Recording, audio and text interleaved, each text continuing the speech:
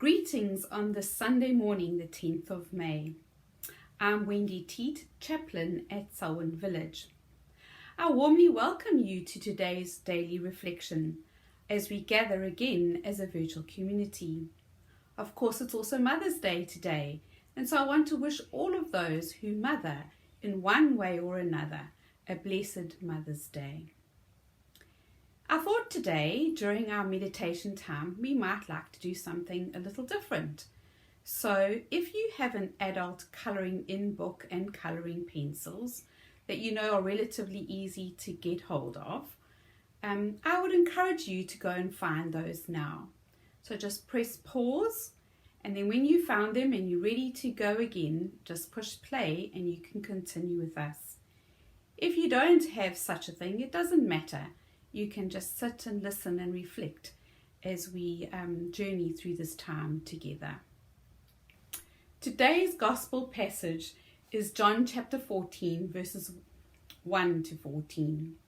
This is a passage which is well known to us, in which Jesus says to us that his Father's home has more than enough room for everyone. And he also says a little later on in the passage that he is the way, the truth, and the life, and that no one can come to the Father except through him. Both of these trains of thought speak of salvation and eternal life, good things to be thinking about, yet some find them difficult. And I wonder what else the Spirit could be saying to us in these verses. As I have reflected on this familiar passage once again, I can sense the disciples' confusion. Jesus has washed their feet. They've shared the Last Supper together. And during the meal, Jesus has said to them that Judas will betray him and that Peter will deny him. And then in chapter 14, Jesus invites them to let go of their fear and to trust in God and in himself. This is quickly followed by the reference to a place they know where there are more than enough rooms. I say again, could we be asking ourselves, what is the deeper meaning of this passage? I certainly have found them to be words of invitation, to trust into a transformed way of living. As we move into a time of quiet reflection, I invite you to listen for God's invitation to you in these words of Scripture. Listen for an invitation that's pertinent to your own faith journey. This is a time to allow the Spirit to speak to your spirit. Perhaps it will be to speak truth or an encouragement that you need to hear from God today.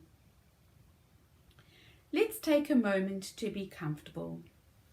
Would you place both of your feet on the floor and your hands comfortably in your lap? You may want to close your eyes or to focus on something meaningful in your space. Would you notice your breathing? Don't change it, just notice it.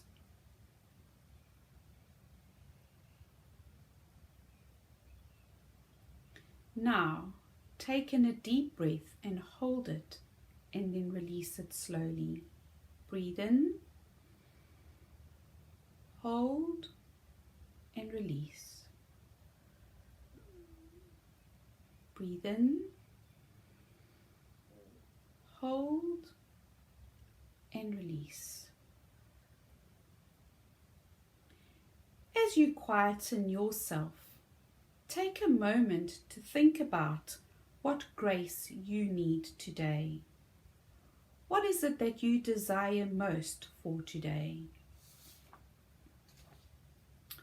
If you're ready and you want to, you can begin to colour in your picture. Or you can simply listen, as I said. In John's Gospel, we read, "Don't let your hearts be troubled. Trust in God and trust also in me. There is more than enough room in my Father's home. If this was not so, would I have told you that I am going to prepare a place for you?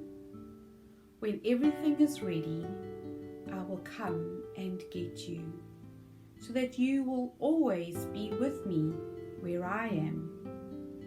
And you know the way to where I am going. No, we don't, Lord, Thomas said.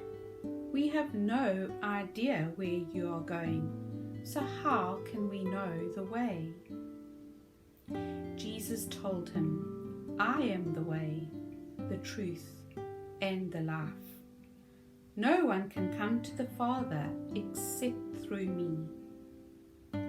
If you had really known me, you would have known who my Father is.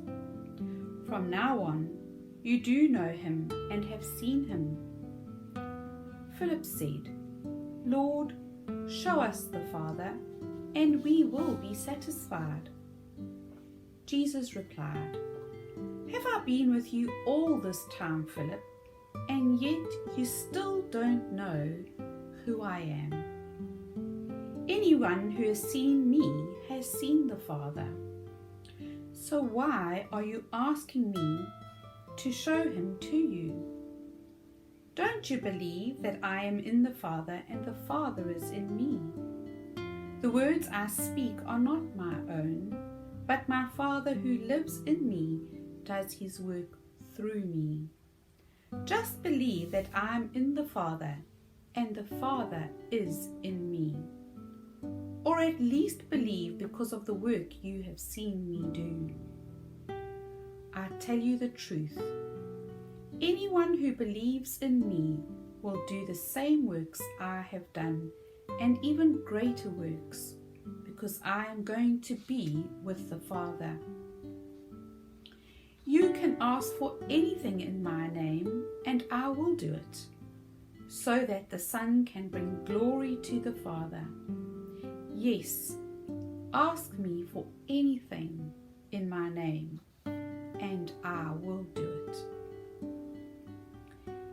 As the music continues to play, I invite you to take some time to reflect on God's invitation to trust.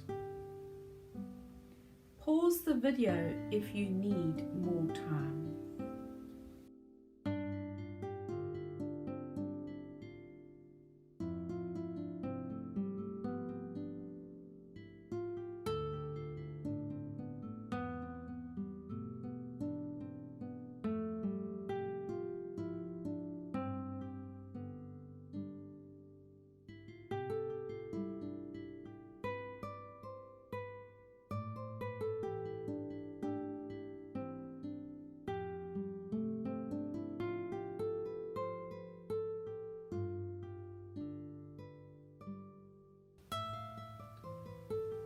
What do you need to entrust to God?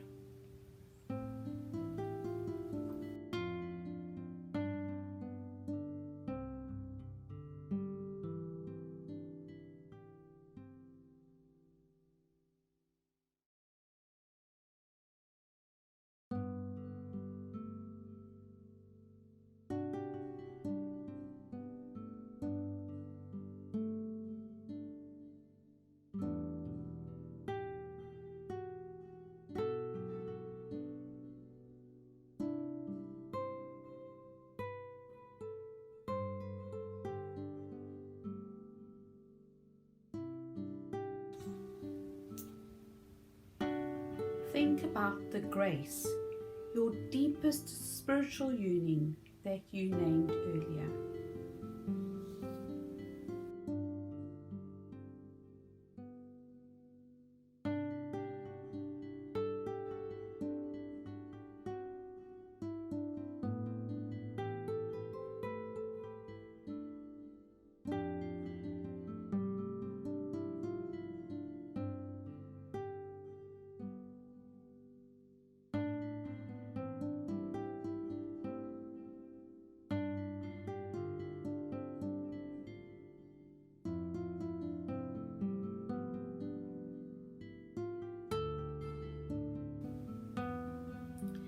When you are ready, open your eyes. If you haven't finished colouring in your picture, that's okay. You can carry on a little later on in the day as you continue to reflect. I'd like to share a few final thoughts with you from this passage that we've been reflecting on.